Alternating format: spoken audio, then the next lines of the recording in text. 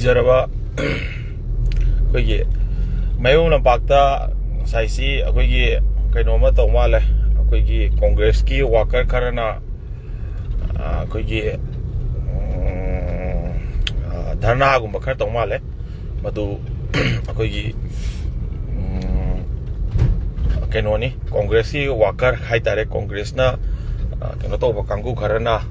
ꯃꯣꯏ ꯚꯣꯠ ꯊꯥꯗꯍꯟꯗꯦ ꯈꯣꯠꯇꯦ ꯍꯥꯏꯗꯅ ꯈꯔ ꯑꯩꯈꯣꯏꯒꯤ ꯙꯔꯅꯥ ꯇꯧꯗꯅ ꯈꯣꯠꯇꯅ ꯇꯧ ꯃꯥꯜꯂꯦ ꯑꯗꯨꯕꯨ ꯑꯩꯅ ꯍꯥꯏꯖꯒꯗꯧꯗꯤ ꯉꯔꯥꯡ ꯇꯧꯅꯔꯤꯕ ꯄꯣꯠꯇꯨꯗ ꯑꯩꯈꯣꯏꯒꯤ ꯄꯣꯂꯤꯡ ꯕꯨꯠ ꯃꯅꯨꯡ ꯍꯥꯏꯗꯤ ꯚꯣꯠ ꯊꯥꯗꯒꯗꯧꯔꯤꯕ ꯖꯒꯥ ꯃꯅꯨꯡꯗꯨꯗ ꯑꯀꯥꯏ ꯑꯇꯣꯏ ꯊꯣꯛꯈꯤꯕ ꯂꯩꯕ꯭ꯔꯥ ꯍꯥꯏꯗꯤ ꯄꯣꯂꯤꯡ ꯕꯨꯠ ꯃꯅꯨꯡꯗꯨꯗ ꯆꯪꯉꯒ ꯑꯩꯅ ꯇꯧꯈꯤꯕ ꯂꯩꯕ꯭ꯔꯥ ꯀꯩꯒꯨꯝꯕ ꯑꯃꯇꯒꯤ ꯃꯈꯜ ꯑꯃꯇꯒꯤ ꯊꯨꯒꯥꯏ ꯈꯣꯠꯀꯥꯏꯕ ꯀꯩꯁꯨ ꯂꯩꯇꯦ ꯃꯗꯨꯗꯤ ꯃꯣꯏꯒꯤ ꯑꯩꯈꯣꯏꯒꯤ ꯀꯦꯝ ꯍꯥꯏꯕ ꯇꯥꯔꯦ ꯃꯣꯏꯒꯤ ꯍꯥꯡꯉꯤꯕ ꯁ꯭ꯇꯣꯜ ꯍꯥꯏꯇꯥꯔꯦ ꯃꯗꯨꯒ ꯑꯩꯈꯣꯏ ꯕꯤꯖꯦꯄꯤꯒ ꯊꯪꯅꯅ ꯂꯩꯕꯗꯨꯗ ꯅꯤꯡꯉꯥꯏ ꯁꯪꯗꯥꯅꯕ ꯈꯔ ꯇꯧꯈꯤꯕꯗꯤ ꯂꯩꯈꯤ ꯑꯗꯨ ꯅꯠꯇꯅ ꯃꯐꯝꯗꯨꯗ ꯀꯩꯁꯨ ꯑꯀꯥꯏꯕ ꯔꯤꯄꯣꯜ ꯇꯧꯕꯒꯤ ꯋꯥꯁꯨ ꯂꯩꯇꯦ ꯑꯗꯒꯤ ꯃꯐꯝꯗꯨ ꯌꯥꯝ ꯏꯪꯅ ꯆꯤꯛꯅ ꯁꯥꯟꯇꯤ ꯑꯣꯏꯅ ꯊꯥꯗꯅꯈꯤ ꯑꯗꯨꯒ ꯃꯣꯏꯅ ꯄ꯭ꯔꯣꯛꯁꯤꯗ ꯃꯌꯥꯝ ꯑꯃ ꯂꯩꯈꯤꯗ꯭ꯔꯕ ꯑꯃꯒꯤ ꯃꯃꯤꯡꯗꯁꯨ ꯃꯣꯏꯅ ꯄ꯭ꯔꯣꯛꯁꯤ ꯆꯪꯕꯒꯤ ꯄꯥꯎ ꯂꯩꯕꯗꯒꯤ ꯉꯥꯏꯍꯥꯛ ꯅꯤꯡꯉꯥꯏ ꯁꯪꯗꯥꯅꯕ ꯇꯧꯈꯤꯕꯗꯤ ꯂꯩ ꯑꯗꯨ ꯅꯠꯇꯅ ꯀꯩꯁꯨ ꯂꯩꯇꯦ ꯑꯗꯨꯕꯨ ꯌꯥꯝꯅ ꯃꯗꯨꯗꯩꯗ ꯑꯩꯈꯣꯏ ꯀꯩ ꯍꯥꯏꯇꯥꯔꯦ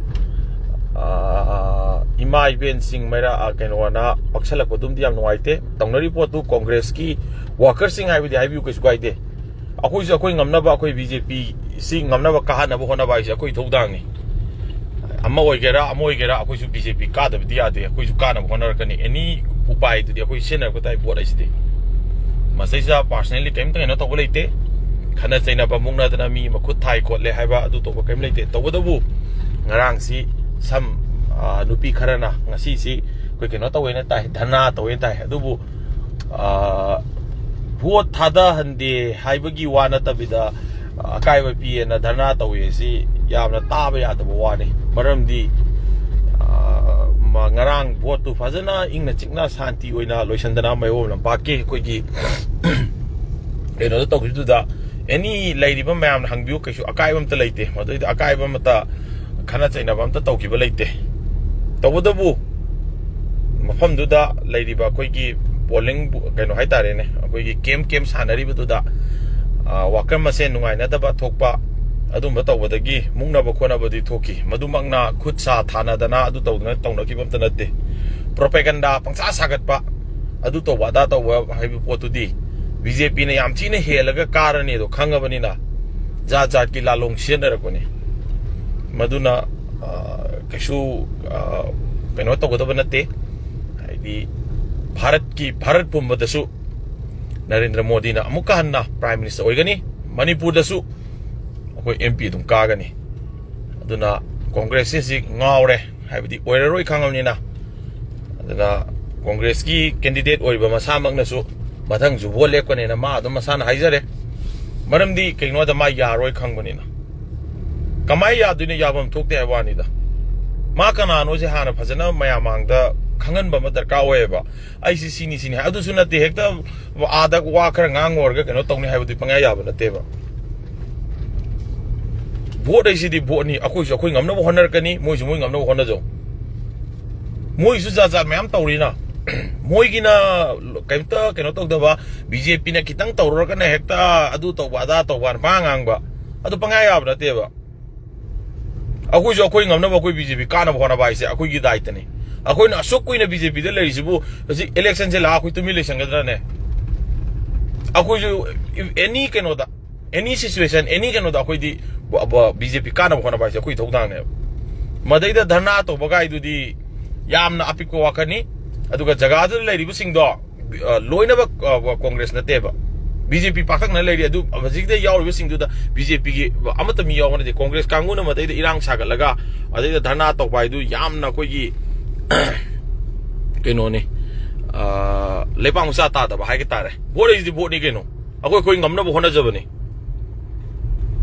ꯑꯗꯣ ꯑꯃꯕꯨ ꯑꯣꯏꯔꯦ ꯑꯩꯈꯣꯏꯒꯤꯗꯤ ꯚꯣꯠ ꯂꯣꯏꯁꯟꯈ꯭ꯔꯦ ꯏꯪꯅ ꯆꯤꯛꯅ ꯁꯥꯟꯇꯤ ꯑꯣꯏꯅ ꯚꯣꯠ ꯂꯣꯏꯁꯟꯈ꯭ꯔꯦ ꯃꯐꯝ ꯆꯥꯅ ꯏꯂꯦꯛꯁꯟ ꯀꯃꯤꯁꯟꯗ ꯑꯩꯈꯣꯏꯒꯤ ꯀꯩꯅꯣ ꯌꯧꯈ꯭ꯔꯦ ꯑꯗꯨꯅ ꯃꯁꯤꯁꯦ ꯀꯩꯁꯨ ꯌꯥꯝ ꯀꯟꯅ ꯀꯩꯅꯣ ꯇꯧꯅꯤꯡꯉꯥꯏ ꯂꯩꯇꯦ कदोई लाले हाइदिनो करी करी करम ग्राउंड दा अखोइना करी तोंगनब लेगे अइना कनागुंबा एबीसी अमतदा पर्सनल ओइना मुकनबा खोनबा कइसु लेते तोंगनरी पोतुदी कांग्रेस का बीजेपी ने मद इरांग सागतपिगनो साजु सागते कइसु लेते मी अमता यावब नते मोय खरा पंगाल तोबदने अदो हायेंगी नुमितदी मोय मसाना बु सेंगदोरपै वा ओइनुसु असि दुम ngangi aduna राजनीति सिदी खुनबा खोनबा अमन अमन ngangnaba आइसे दुम कोइ दुम तानबा ngakतने अदो मसैसा याम का हेना कैतारे मया मांगदा केनो तोबोइन उबिगनो ngasi bogda aingonda piriba badnam mayam si aina BJP gi youth president oiri haibagi adaida piba badnam oiramgani ngasi bogda aina hakthengna na kanagumba amada phu chaidana natraga kanagumba amada aina akanba tawe haibagi khudam chagdam yaura gamta tawunate sam keno na thadokpa congress na thadokpa sam koi kaitare fake account khara pairaga pangtau to budi to bigano social media da vote ko social media na achum sakpa yaroeba loina kangwa atane ba aduna ama boire congress ki kana ba hona jaba moyi mathongni BJP akoi su BJP bu kana ba haibase akoi ithodang ni masai da compromise amta leite vote no mi dexdi akoi su akoi ki piri ba pungching khara do da akoi ki ngamna bu hona jaba kadani sidi akoi manipur gi dhanate prithvi da leiriba jaga jaga khudimak ta magi ngamna bu hona ba ise mi mathodang atani masai je iranga sagatna kotna to bai do di Congress कांगुन बंगदोक तोवानी याररोय अमुना मणिपुर दा मफम जिद BJP इना दम काग्रनी कांग्रेस ने याररोय दो खंगबगे मोइन मसैसा इरांग खरा सागतलगा दमाइ तोवानी हंदकसु याम थिना चौकतोक चाउनो हाइगे को याम थिना हेलगा vote कानी को अदुना मसैसा पंगाई हाइबनि यारोय प्रजाना बीजेपी गवर्नमेंट असिदा श्री एन बिरेंगी सरकार असिदा अपेनबा अमदी केनो तोबसे लेरिबा aduna kaidong dasu mayamna phanayamna paisa yen gera moina ama tawgera kanamtani yadeba aduna hajikso dum okoi ngarang tholokhiba mayamduna sakini aduna tawnari pose kaigumba kanagumba amatagi personal movement da khana chainaba mungnabam tanate akoi meitei masang atani punama ase nomadi unaroi khallagasu adum nomadi soidina unaraga da bangaktani masai da koi khalin kha thanaba adu adagi kem leite ngasi tawbiba fake account da aigi adu nare khole adu tawre hospital da pukhalega haina kodna yam sandoy kholi singdo adu su election gi propaganda ma khalamani madu moi gi hongna bini election gi niyom ni madu kisu kaide ai su aigi ngamna na ba aigi youth single loina mastai sida akoi keno tawbani aigi BJP kana na hona ba ai thodang ni maduna mayam da ina haijari si Panayam Chaigera, Hui Igera, Hangdong Igera, Minai Higera, Adagi, Birengi, Hui Igera, Ama Higera, Hiding Bahizo. Chaigera, Hui Igera, Hangdong Igera, Hiding Hizo. ID fully stand out BJP Gamta. Other the BJP bu Kahan ba BJP bu Wahan by say, I get Tony. Other Myam da, I Hizer is a committee, Sama Sengatani. ngasi di election loikre ngasi di ai mafam du chalu matam da adu bai ji moi pa akoi ge mai hom la pak sak charo halak pani adu ai dum hai sin maram ni ke mai hom la ka ma pak da akoi dum chak cha dan ai area manu ngatani adu dana masreisa keno to riba singdu public ka nate congress ki worker singa tongna ba poni kana umma masreisa individual haidi khullamana laikai amana adu togdan tongne have nate tongnari bu posi keno BJP ga congress ka adana masreisa thari ba ina sum yeng matam da se comment daga pirei singse amata yengu matam da fake account ek to iramba yam thin chaire adu chaire yengorga amata masagi chapchaba keno haiba nataba yumnak sagai panba nataba amta magi keno hapa nataba furan ba dagi fake account khara pairaga madai machum jaba de koi da haiba machum jaba koi di phong na keno tawri ba fake account paira wa ngangi ba machum chadri se kanano ba noira koi ra sini da namaga na phong na fake account paida bida phong na thoga wari sana se ba adudi natabida masaya hural narada ai BJP ne khang leire ai ngarang dum isana thoga mungna ba khona ba congress ka koi ka BJP ka tawno ai dum isana phong la tawri duni wase loni ngai kem leite aduna ꯃꯁꯤꯗꯩꯁꯤꯗ ꯑꯃ ꯑꯣꯏꯒꯦꯔꯥ BJP ꯀꯥꯍꯟꯕ BJPꯕꯨ ꯋꯥꯡꯅ ꯆꯠꯍꯟꯕ ꯍꯥꯏꯁꯦ ꯑꯩꯒꯤ ꯏꯊꯧꯅꯤ ꯐꯅꯌꯥꯝꯅ ꯅꯣꯏꯅ ꯍꯥꯏꯅꯤꯡꯕ ꯍꯥꯏꯖꯧ ꯑꯩꯒꯤ ꯆꯦ ꯆꯥꯡ ꯄꯨꯝꯅꯃꯛ ꯑꯩ ꯁꯦꯟꯇ꯭ꯔꯦꯜ ꯑꯣꯐꯤꯁꯇ ꯂꯣꯏꯅ ꯊꯥꯔꯤ ꯑꯩꯒꯤ ꯇꯧꯕ ꯍꯧꯅꯕ ꯂꯣꯏꯅ ꯊꯥꯔꯤ ꯃꯁꯤꯗ ꯄ꯭ꯔꯣꯄꯦꯒꯟꯗꯥ ꯇꯧꯅꯕ ꯍꯥꯏꯗꯨꯗꯤ ꯀꯩꯅꯣꯒꯤ ꯍꯧꯅꯕꯤꯅꯤ ꯑꯩꯈꯣꯏꯒꯤ ꯏꯂꯦꯛꯁꯟꯒꯤ ꯍꯧꯅꯕꯤꯅꯤ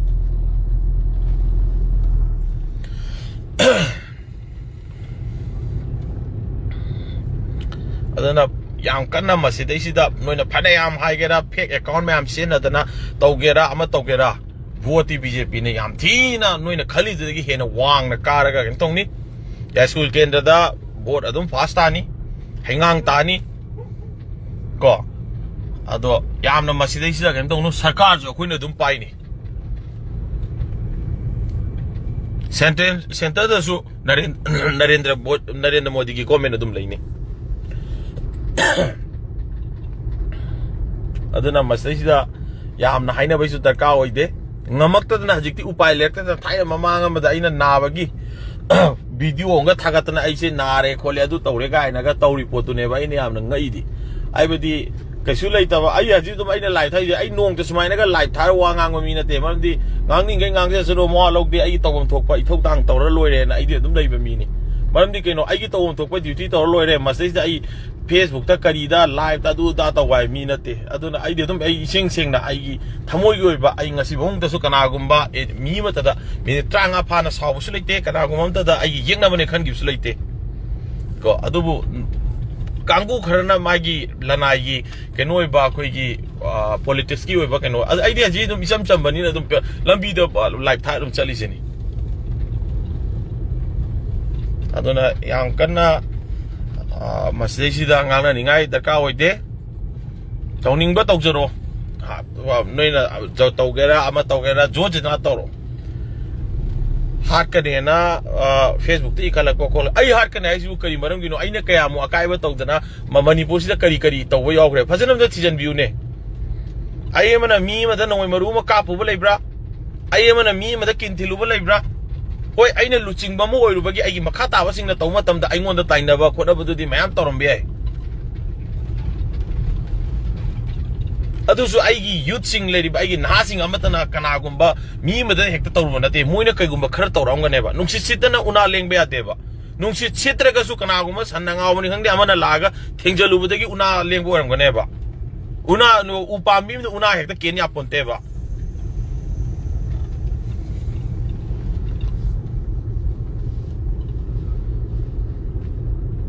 nona aigi tawba khudimak national office tai che loi thari tawom thoko loi tawri adana masajda ikana gumba amata da ain individual ina mungna blaite aigi BJP se kana na khona ba BJP sibu wang khona ba adana congress ti aigi anti ni yam iseng na har matam da marni congress si matam da ni aigi isinau mayam ama tumdana hat khriba mafam rang khangda ni yumde kok thok ga nomoi kapna hat khriba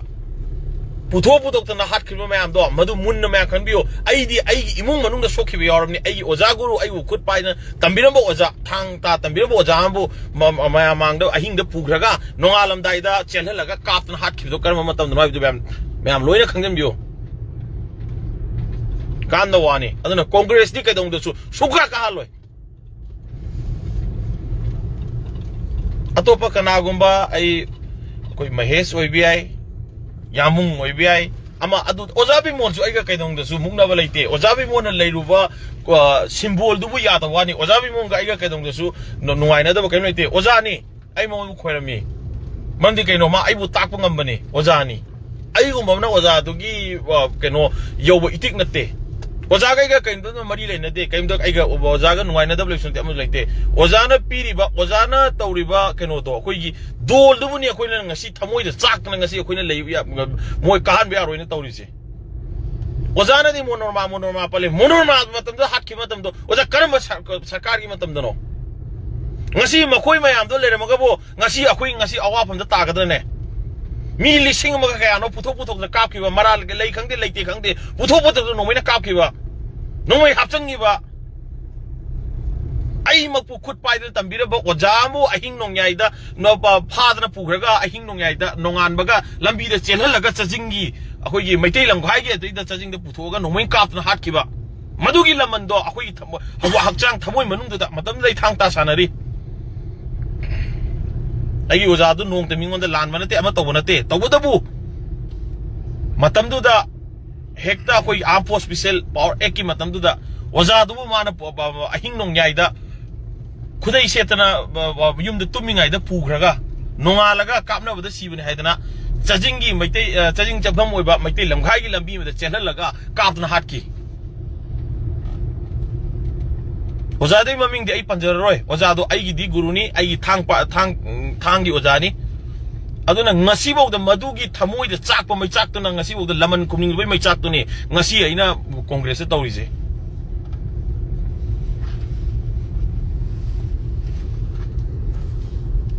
kay kanda gi si bungo ma ja haidong narga kay kana dino Congress na hat kiba mayam dugi poto puthorong ne oja su atopa mada dolam de lepa mo independent lepa mo fully support oge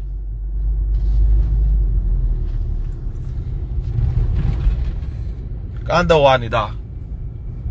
ya masi ja ngang na raga kai kanda ge kangla mung da pusala ga masang mamang khang dana loishin gi wa kya do kanai matam dano kai kanda ge ne masi ja wa ngang na raga yam ke no tor kanin to wani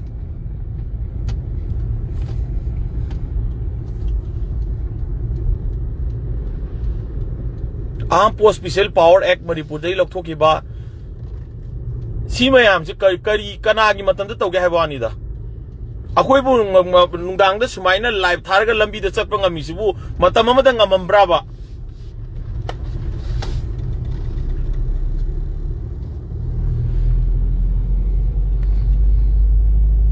lan ngasi akoi na wapam da tari se congress matam da akoi gi lalhoba sing akoi gi lalo bai ba tari ne akoi ning kha tam ba pami ba maitai gi dam da siba gi da na taw changchali ba mayam do puthok na kap na hat ki mayam do di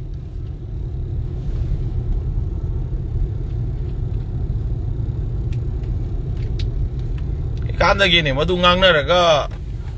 ngang na ya ponte ni hat panat na upai leite du bu kanana hai gi ge Bazar mayaida angang naupuri manupi ma uthok tana de hat khip du kanai matam dano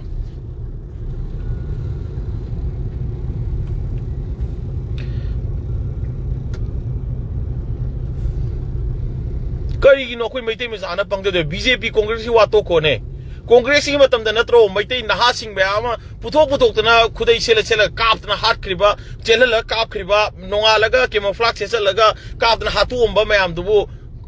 handan jana khoi maitai leba khoi da sum keno tokdimam kai gino ngasi akhoi gi khunga pa sing ngasi wari bu kolip singje maitai gi akhoi gi ngasi leiriba naha leiriba akhoi gi ning tam bu pamjeri bi sinau sing mayam adagi ima leba ki dong te siba ki do mayam do leiramaga di khara khajik do itar ga so akhoi ingna chingna santi oin leiramgani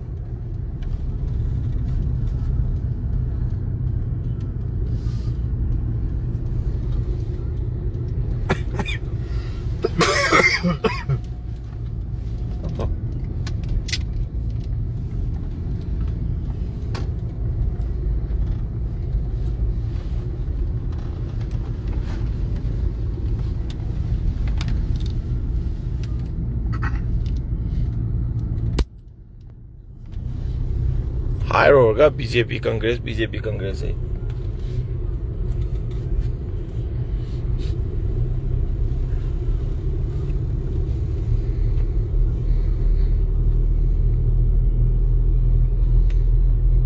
live थारगा Kangpokpi भौ लाओ BJP मतम कांगपोकपी त नते ने लाके ने अदुदा आई किगदब बारिश नते ने नोइना ngam दब थबंग आतनी ने आई स्वाइद वाजाव ngang दे ने स्वाइद पंगदौ दब बारिश तो नते ने Lampam da kaya no koi tori matak kandi madudai da yamna ka hena ai torga madudai da wa ai se BJP gi oijaraga su isa se government se BJP o su isa se jail da maitai ma sa da ihan hana ma handa ki lanji da phari se ai ne se kaun CBI ne numit tarung ni moi custody da naibe aba naira aba ne je kaun kai gi nong ta ai paisa pai ai acho sang oi adu paisa adu da senari habi CBI na pabna te Hanagi lanjog sigi naibada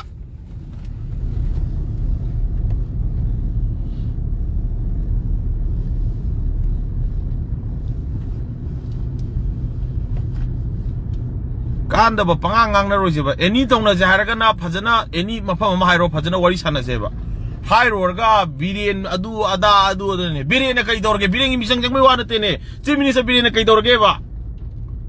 타바 하피유 아더 베이 비리엔데 야링더 베이 와디 강드레 티카 비유 아더 베이 야링더 베이 디 강드레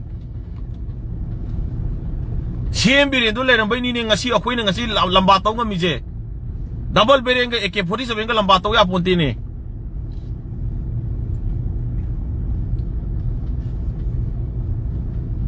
Ati warem tong nune pangangang nune munna khandara wangang nune